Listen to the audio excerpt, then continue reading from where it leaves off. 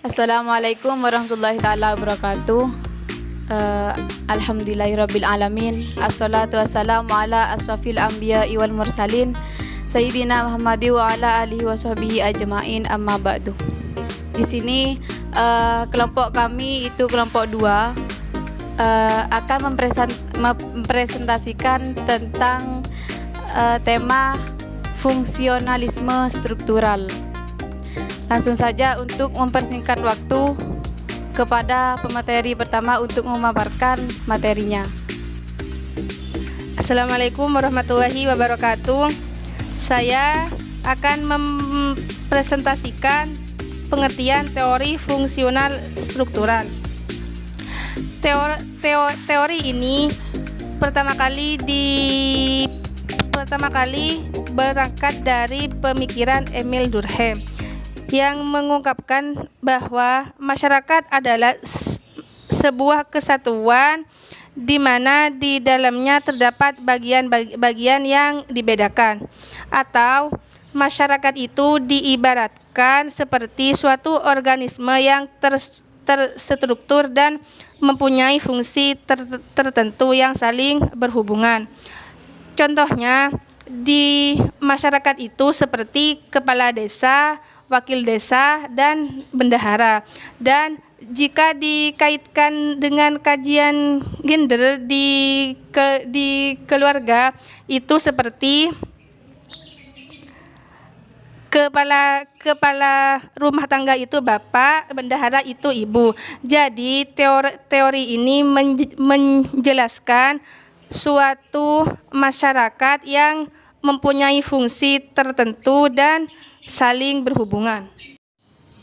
Baik, di mana tentang penjelasan yang selanjutnya itu sebenarnya bukan saya yang jadi penjelasan yang untuk kedua hari ini, dikarenakan teman saya itu tidak bisa menghadiri atau tidak bisa mengikuti video bersama.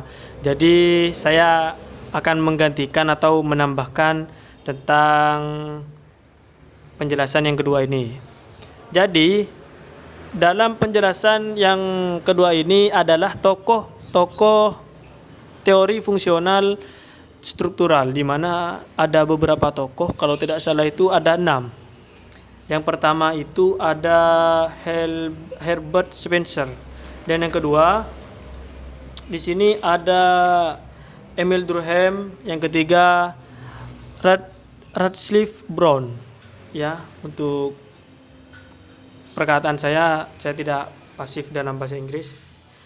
Dan yang keempat itu tokohnya Bronislaw Malinowski, dan yang kelima Talcott Parsons, dan yang terakhir Robert Camerton. Di mana tokoh yang pertama ini, Herbert Spencer ini ahli sosiologi Inggris yang membahas tentang fungsional. Ahli bahasa Inggris yang membahas tentang fungsional struktural dengan menganalogikan struktur biologi dengan struktur sosial. Di sini dari pembahasan Spencer tentang masyarakat tersebut sebagai suatu organisme hidup terdapat dalam butir-butir, yaitu di sini ada 4 ya. Ada 5, di mana kata Herbert Spencer ini ada 5, ya. Yang pertama, masyarakat maupun organisme hidup sama-sama mengalami pertumbuhan, dan yang kedua struktur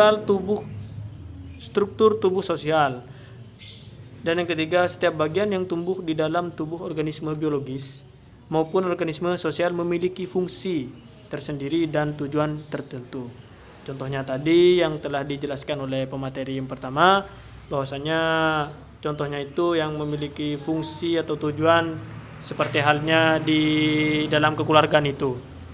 Dan yang keempat, di dalam sistem organisme maupun sistem sosial, perubahan pada suatu bagian akan mengakibatkan perubahan pada bagian yang lain.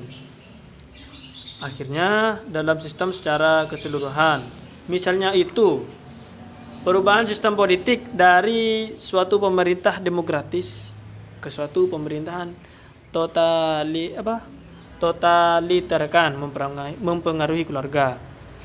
Itu bisa merubah diri atau diri kita dalam keluarga itu bisa jadi berubah, itu mempengaruhi. Dan yang terakhir dari Herbert Spencer, bagian yang saling berkaitan tersebut merupakan suatu struktur mikro yang dapat dipelajari secara terpisah. Dan yang kedua, tokoh yang kedua itu Emil Durkheim. Emil Durkheim melihat masyarakat sebagai keseluruhan organisasi yang memiliki realitas tersendiri, di mana setiap perangkat tersebut memiliki seperangkat kebutuhan atau fungsi-fungsi tertentu yang harus dipenuhi oleh bagian yang menjadi anggotanya. Dan yang ketiga oleh tokoh Radcliffe Brown, di mana fungsionalisme Brown ini merupakan perkembangan dari maksudnya teori perkembangan Durkheim. Ya, di mana fungsionalisme Brown ini merupakan perkembangan dari fungsionalismenya Durkheim. Dari fungsi dari setiap kegiatan selalu betulang seperti penghukuman kejahatan atau upacara penguburan dan lain-lain sebagainya adalah merupakan bagian yang dimainkannya dalam kehidupan sosial dalam kehidupan sosial sebagai keseluruhan, karena itu merupakan sumbangan yang akan diberikan bagi pemelihara kebangsaan struktural. Maksud. Dan yang keempat, tokoh yang keempat, Bronislaw Malinowski. Para ahli antropologi menganalisa kebudayaan dengan melihat pada fakta-fakta antropologi dan bagian yang dimainkan oleh fakta itu dalam sistem kebudayaannya. Dan yang kelima, tokoh yang kelima adalah Talcott Parson, di mana fungsionalisme struktural Talcott Parson terkenal dengan skema agil. Di sini yang Talcott Parson itu ada beberapa penjelasan, yaitu ada 4 penjelasan. Yang pertama ada adaptasi, dan yang kedua ada pencapaian tujuan, dan yang ketiga integrasi, dan yang keempat latensi atau pemeliharaan pola. Dan yang terakhir, tokoh yang terakhir yaitu Robert Camerton, di mana Robert Camerton ini adalah salah satu muridnya Parson yang tokoh dari nomor 5 tersebut. Parson ini menulis beberapa pernyataan penting tentang fungsionalisme struktural menulis tentang fungsionalisme struktural dalam sosiologi. Merton mengecam beberapa aspek fungsionalisme struktural yang lebih ekstrim yang tak dapat dipertahankan lagi. Ini agak ke sejarahnya sedikit. Di sini Merton lebih menyukai teori yang terbatas atau teori tingkat menengah, karena Merton ini lebih suka teori yang menengah. Hal ini berbeda dengan gurunya Parson yang menganjurkan menciptakan teori-teori besar dan luas cakupannya. Di sini teori yang besar dan luas cakupannya ada tiga teori. Yang pertama itu mohon maaf ya, karena ini maksudnya bukan teori. Di sini ada tiga penjelasan. Di mana yang pertama itu teori ini menekankan keteraturan, mengabaikan teori konflik dan perubahan dalam masyarakat. Dan yang kedua, masyarakat merupakan suatu sistem sosial yang terdiri atas bagian atau elemen yang saling berkaitan dan saling menyatu dalam keseimbangan. Dan yang terakhir, asumsinya bahwa setiap struktur dalam sistem sosial berfungsi terhadap sistem lainnya. Jadi inilah penjelasan dari tentang tokoh-tokoh teori fungsional struktural, yang dimana tadi ada 6 tokoh dan serta ada beberapa cantumannya, ada beberapa bagian dari tokoh Herbert, ada yang ada 6 penjelasan, dan ada juga Emil Durkheim dan lain sebagainya yang tadi sudah dijelaskan. Ya, hanya itu saja dari penjelasan dari saya, perwakilan dari teman saya. Wassalamualaikum warahmatullahi wabarakatuh. Oke, selanjutnya di sini saya sebagai materi ketiga akan menjelaskan tentang fungsional struktural dalam konsep gender. Di sini penganut aliran ini berpendapat bahwa masyarakat adalah sebuah sistem yang terdiri dari bagian-bagian yang saling berkaitan.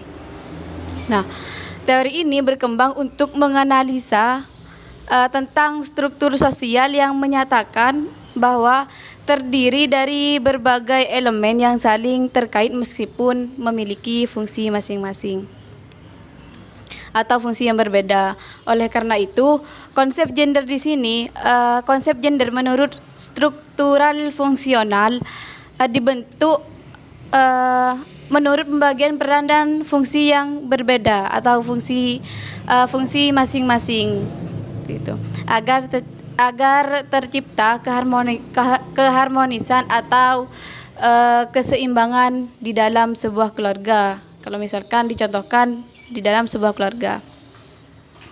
Nah, selanjutnya teori ini memandang terhadap keharmonisan atau keseimbangan, dan di sini harus ditegakkan agar di sini itu terhindar dari konflik-konflik yang ada di dalam sebuah keluarga. Nah, di sini teori ini juga menurut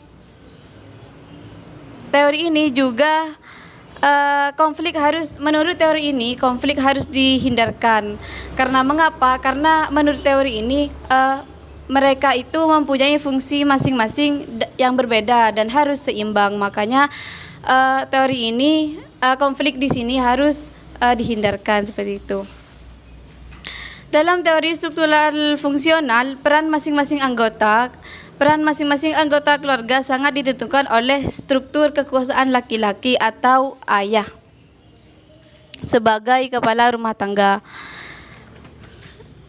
Persepsi seperti ini tidak mengesampingkan peran seorang istri, akan tapi dalam sebuah keluarga di sisi lain laki-laki itu atau ayah atau suami dibebani tanggung jawab untuk mencari nafkah. Oleh karena itu, peran mutlak dari seorang istri di sini mengasuh atau mendidik anak. Maka dari itu pembagian peran dalam sebuah keluarga memang berbeda.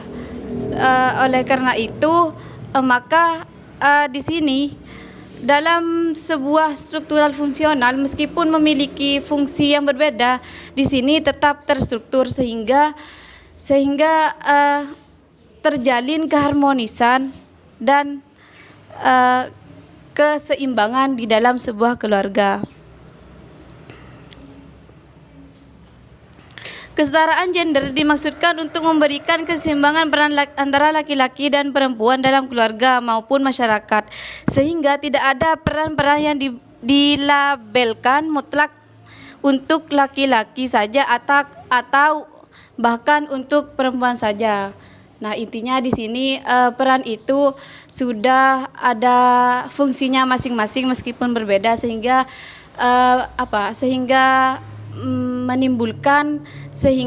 menimbulkan keharmonisan dan keseimbangan di dalam sebuah keluarga. Selanjutnya yaitu akan dipaparkan oleh materi yang terakhir.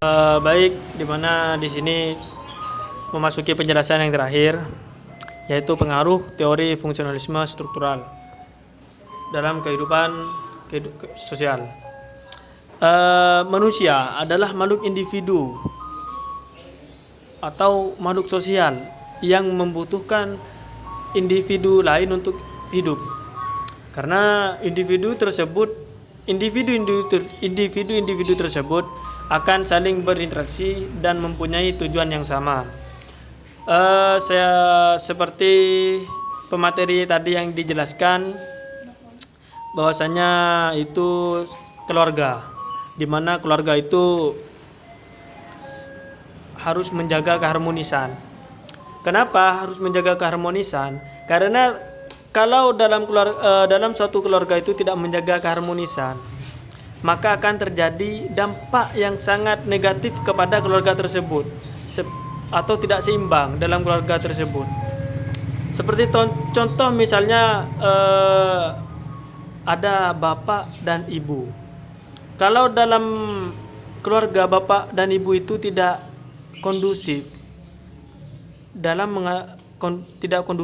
mengatur keluarga, atau tidak harmonis lah, bisa jadi seperti itu, maka dalam keluarga tersebut akan tidak seimbang. Kenapa tidak seimbang? Karena ada suatu konflik yang jadi maksudnya itu seperti apa ya? Iyalah, anggaplah itu ada yang tidak seimbangnya, itu ada yang merusak seperti itu. Dari segi itu bapak atau dari ibu. Seperti itu. Jadi dalam teori ini menjelaskan bahwa masyarakat diibaratkan seperti suatu organisme yang terstruktur dan mempunyai fungsi tertentu yang saling berhubungan. Jadi di teori ini menjelaskan supaya bagaimana dalam keluarga atau hubungan keluarga tersebut supaya tidak ada konflik. Ya, seperti halnya kalau bapak, perannya bapak ya bapak, janganlah jadi ibu. Jadi perannya bapak untuk menjadi bapak tersebut kita harus mencari nafkah untuk anak dan ibu kita. Ya, ibu perannya jadi ibu, ya kalau sudah bekerja itu ya tidak apa-apa. Janganlah perannya bapak untuk mencari nafkah, janganlah kita tidak mencari nafkah. Itu akan bisa terjadi konflik seperti tadi. Karena lakon ini kenangi seperti itu. Ya, hanya itu saja dari penjelasan yang terakhir. Apabila ada salah kata ya mohon maaf ya. Assalamualaikum warahmatullahi wabarakatuh. Baik, itulah dari penjelasan dari kelompok 4. Maksudnya kelompok 2, mohon maaf. Kelompok 2 sudah menjelaskan tentang teori fungsionalisme struktural. Jadi apa yang disampaikan oleh pemateri-pemateri tadi itu saya rasa sudah jelas. Sekiranya kalau ada salah kata kami dari kelompok 2 mohon maaf sebesar-besarnya. Wassalamualaikum warahmatullahi wabarakatuh.